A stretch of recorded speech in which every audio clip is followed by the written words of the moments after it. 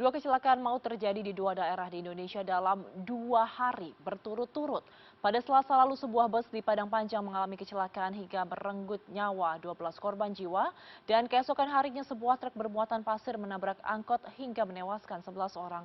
Lantas apa faktor utama di balik dua kecelakaan tragis ini? Kita akan bahas bersama Suryanto Cahyono, Ketua KNKT RI. Selamat malam Pak Suryanto, terima kasih banyak telah bergabung bersama kami. Selamat malam, Mbak. Baik, Pak Suryanto, dua kecelakaan darat terjadi dalam 2 hari berturut-turut di Padang Panjang dan juga Purworejo. Nah, ini memakan korban jiwa hingga 23 orang. Bagaimana update dan hasil investigasi dari KNKT?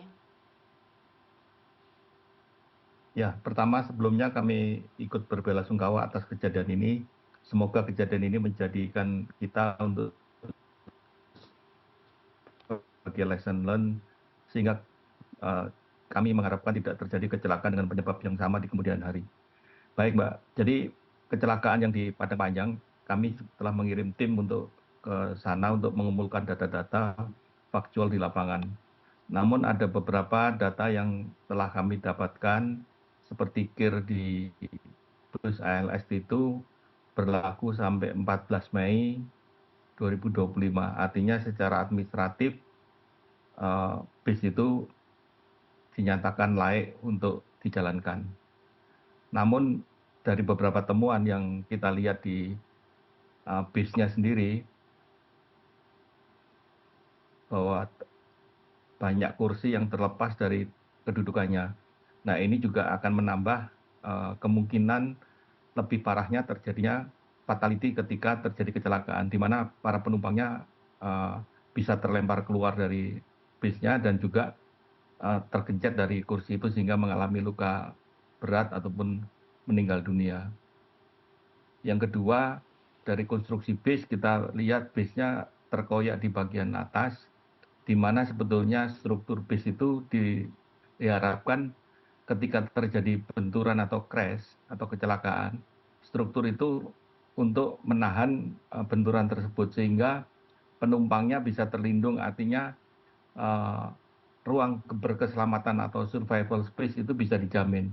Namun kita lihat dari teman-teman yang melaporkan bahwa struktur utama dari bis tersebut sudah mengalami karat, sehingga ketika terjadi benturan, struktural integritinya atau kekuatan dari strukturnya tidak bisa menahan benturan tersebut sehingga penumpangnya atau survival space-nya tidak memenuhi syarat sehingga menyebabkan penumpangnya jadi tergencet atau terluka akibat benturan tersebut.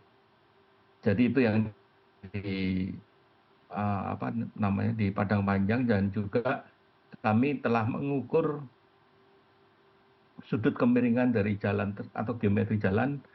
Kita dapatkan sudut kemiringannya adalah 16 derajat.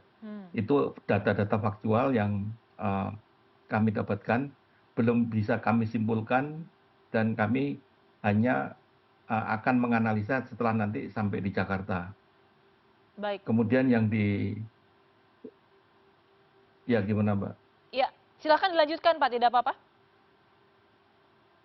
Ya, yang di Purworejo memang juga teman-teman sore tadi berkonsentrasi untuk melihat ke sarananya dan merencanakan tes apa saja yang akan dilakukan dan berusaha untuk melakukan wawancara dengan beberapa saksi yang melihat ataupun pengemudi, kalau dimungkinkan pengemudi truknya. Oke, oke, baik. Pak Suryanto, seperti kata Anda tadi bahwa kondisi kendaraan ini tidak dalam kondisi yang optimal begitu. Kemudian truk di Purworejo dan juga bus ALS di Padang Panjang ini kan dikabarkan sama-sama tidak memiliki izin operasi. Apakah KNKT bersama dengan pihak kepolisian mungkin ya sudah melakukan pendalaman atas perusahaan asal kendaraan tersebut? Ya, nanti kita juga akan ke perusahaan di mana operator tersebut berada atau di kantor pusatnya untuk mencari data-data eh, mengenai izin-izin dan dari kedua kendaraan tersebut. Baik, Pak Suryanto, ini saya mengutip riset dari KNKT di tahun 2024 menyebut bahwa 84% kecelakaan ini terjadi akibat dua hal, yaitu kegagalan rem dan juga kelelahan pengemudi. Dalam dua kasus ini, apakah ada indikasi faktor ini juga merupakan penyebab utamanya, Pak? Kami belum bisa mengatakan seperti itu, tapi dari data yang kami kumpulkan dari 2015 sampai saat ini, kebanyakan truk-truk itu ada 4 hal fundamental yang menyebabkan kecelakaan. Jadi pertama masalah perawatan, khususnya perawatan safety item atau khususnya sistem rem yang kebanyakan dari operator itu kalau remnya bermasalah baru kita lakukan perawatan. Nah ini sudah terlambat. Hmm, Kalau di moda kereta api, di moda pesawat atau moda kapal, pelayaran, mereka ada regulasi yang mengharuskan safety item itu dilakukan perawatan. Nah, kekurangan dari moda darat ini belum ada aturan yang mengharuskan sistem rem lah minimum untuk dilakukan perawatan secara rutin mungkin setiap 2 tahun sekali dilakukan overhaul. Nah, yang kedua adalah masalah jam kerja dan istirahat pengemudi, kendaraan angkutan barang maupun angkutan penumpang belum diatur sebaik 3 moda lainnya, yaitu kereta api, eh, penerbang atau pilot, ataupun nakoda. Seperti contoh masinis bisa bekerja 8 jam per hari, tapi jam bawa keretanya adalah maksimum 4 jam per hari. Nah, kalau di lalu lintas darat pengemudi bisa membawa 4 jam, terus kemudian istirahat 30 menit, terus kemudian continue lagi 4 jam, terus istirahat 30 menit, dan kalau diperlukan bisa mengemudi 4 jam kembali. Dan itu tidak ada batasannya seperti yang moda-moda yang lain. Yang ketiga adalah masalah kesehatan pengemudi.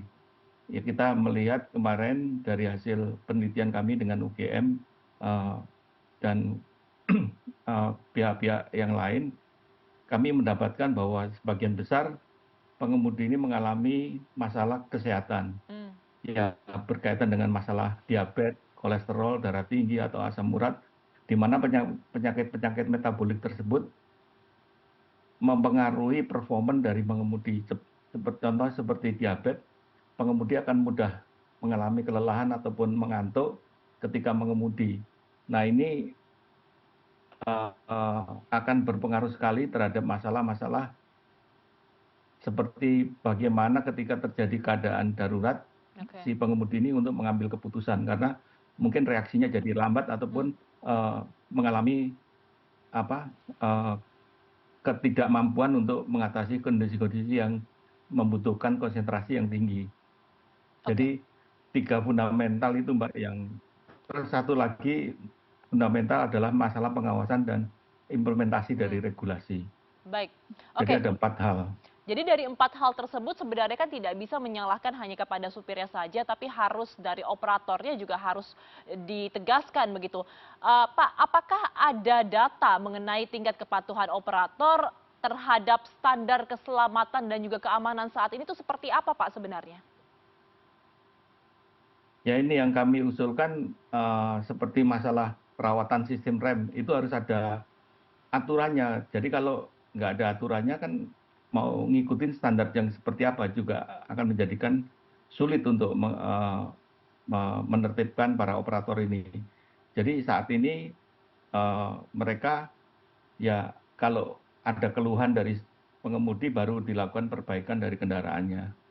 Jadi itu sudah terlambat Mbak, khususnya masalah sistem rem yang kita temuin banyak masalah kegagalan mekanikal di sistem remnya. Baik, Pak Suryanto, kecelakaan yang menyebabkan puluhan korban jiwa ini terjadi dalam waktu yang berdekatan hanya jeda 1 hari begitu. Apa rekomendasi dari KNKT?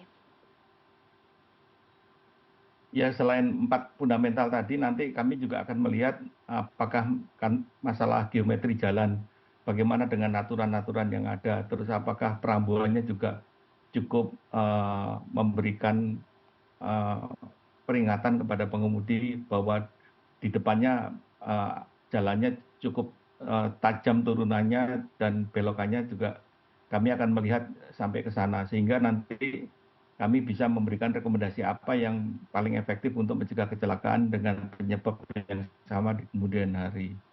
Jadi tergantung dari hasil dari lapangan nanti, Mbak.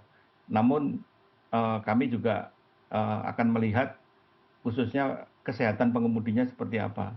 Ini juga kami juga sekarang mencari data para pengemudi ini kesehatannya seperti apa ketika terjadi kecelakaan. Apakah memang dia layak untuk mengemudi kendaraannya apa tidak. Oke. Dan sekarang pemerintah sudah memfasilitasi bahwa pengemudi baik angkutan barang maupun penumpang untuk bisa melakukan medical check up setahun sekali di puskesmas ataupun di fasilitas-fasilitas kesehatan yang dimiliki oleh pemerintah. Baik, jadi evaluasinya masih ada beberapa yang harus ditingkatkan. Kita berharap sebuah kejadian serupa tidak terjadi lagi di masa mendatang ya Pak. Terima kasih telah bergabung bersama kami Pak Suryanto Cahyono, Ketua KNKTRI. Selamat malam Pak, sehat selalu. Selamat malam Mbak.